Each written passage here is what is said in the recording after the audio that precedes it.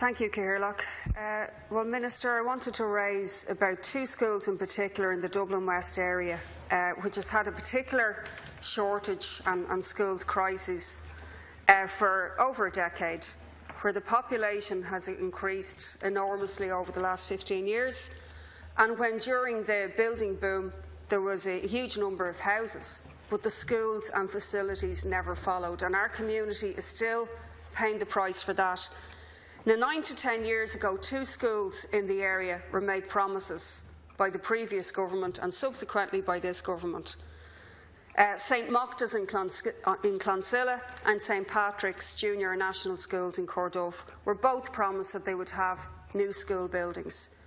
9 years later, there's no sign of those buildings, and the children are being taught, in essence, in third world conditions, with leaking roofs, poor lighting and cold. Now, I'll start with St Mochta's in Clonsilla. In 2006, this school was approached by the Department of Education, not of their own volition, but by the department to take on an extra stream in each year, to go from 3 to 4 streams, more than 240 children extra.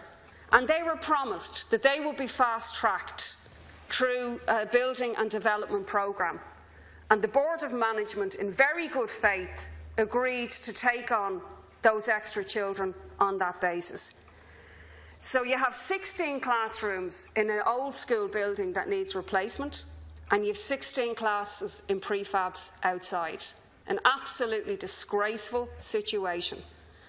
884 children, a giant school for primary by any standards, being taught in those conditions. Now, I don't want you, Minister, to spend the time about how they can apply for emergency works, for summer works to deal with the leaking roofs, etc. We've had the answers back in written form.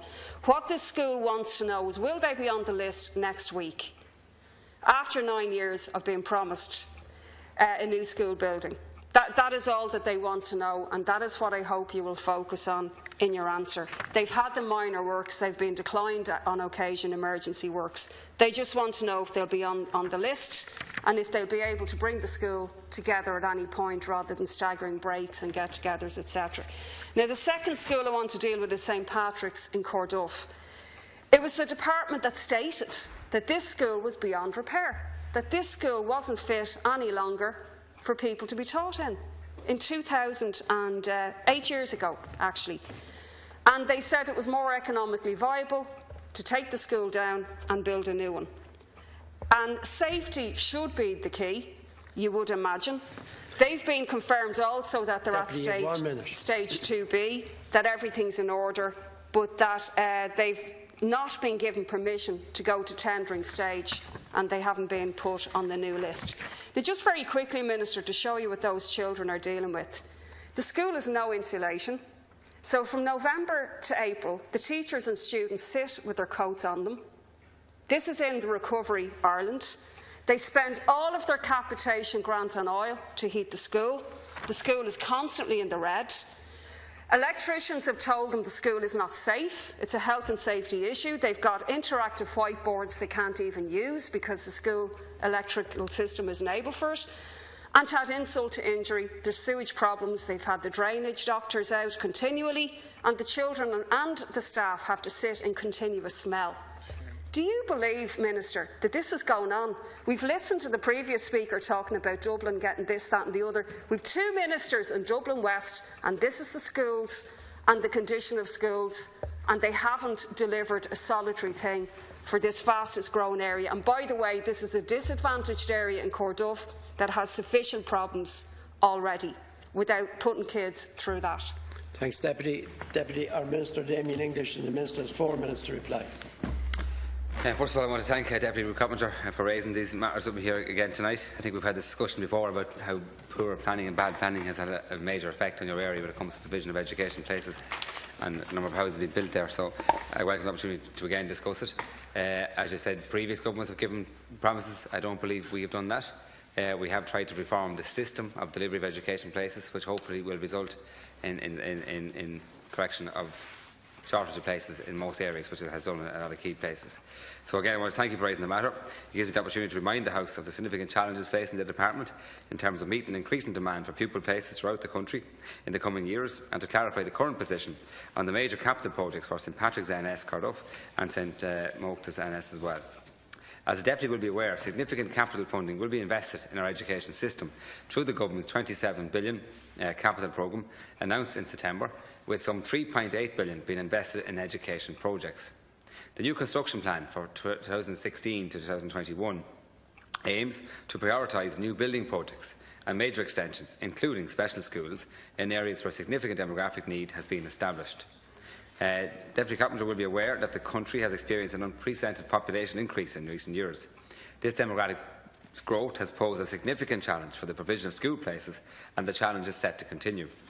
My department's demographic projections show that enrolment at primary level will continue to increase substantially until at least 2019, while the demand for additional school places in the post-primary sector will continue to increase until at least 2022.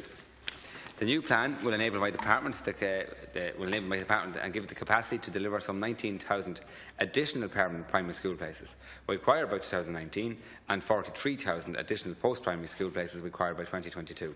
The new plan also provides for devolved funding for additional classrooms for schools outside the plan where an immediate enrolment need has been identified, such as the appointment of an additional teacher. In addition, the plan prioritises projects that have a major deficit of mainstream accommodation capacity for current enrolments, require major refurbishment and replacement of poor accommodation, and to provide additional accommodation to meet increases in enrolments. So I wish to advise the Deputy that both major building projects referenced are currently at an advanced stage of architectural planning, stage 2B, which includes applications for planning permission, fire safety certificate, disability access certificate and the preparation of tender documents. All statutory approvals have been secured.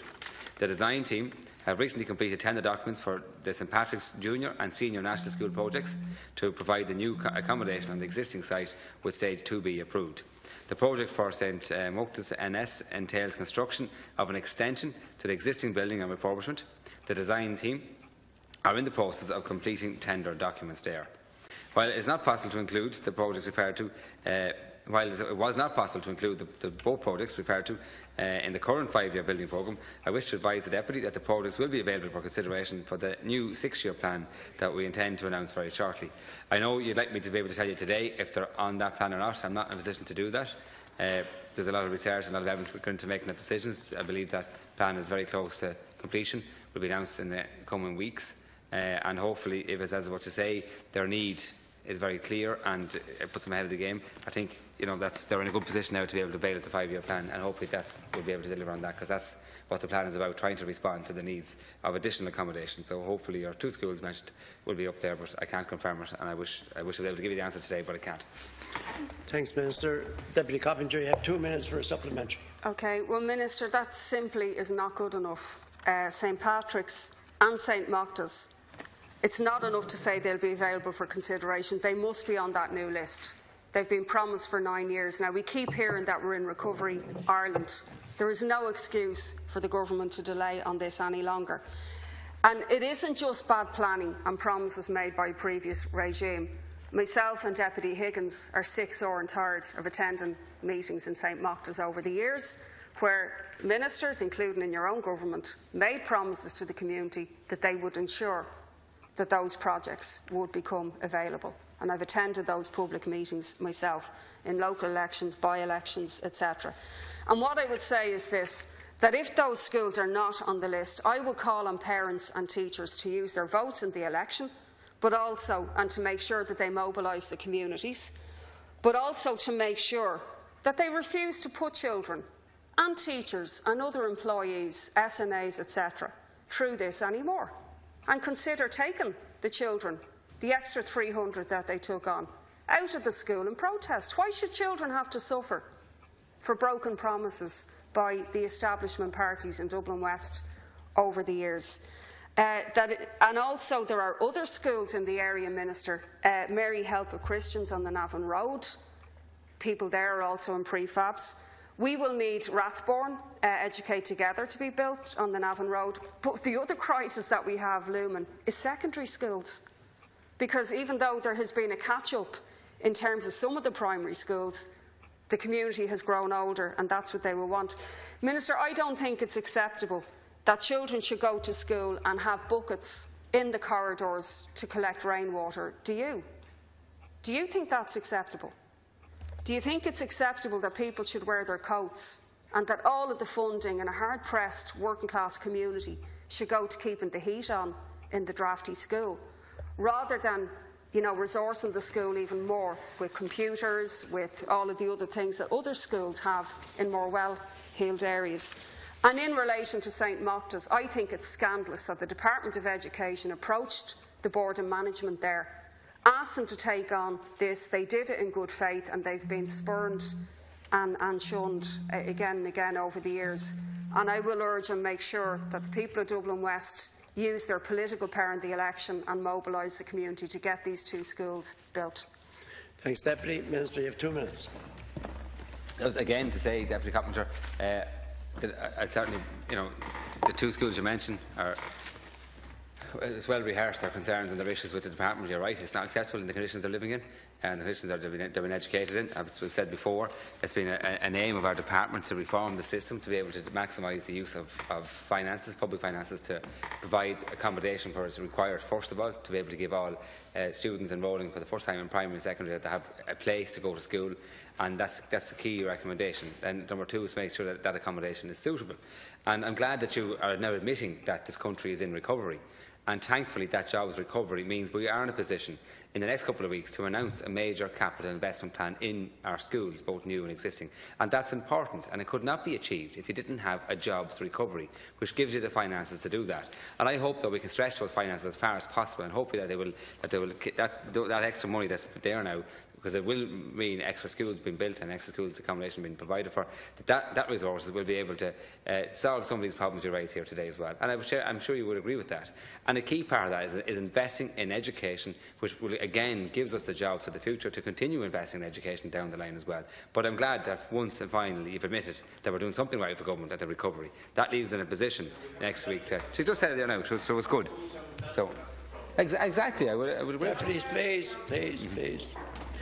As that concludes the business of the day.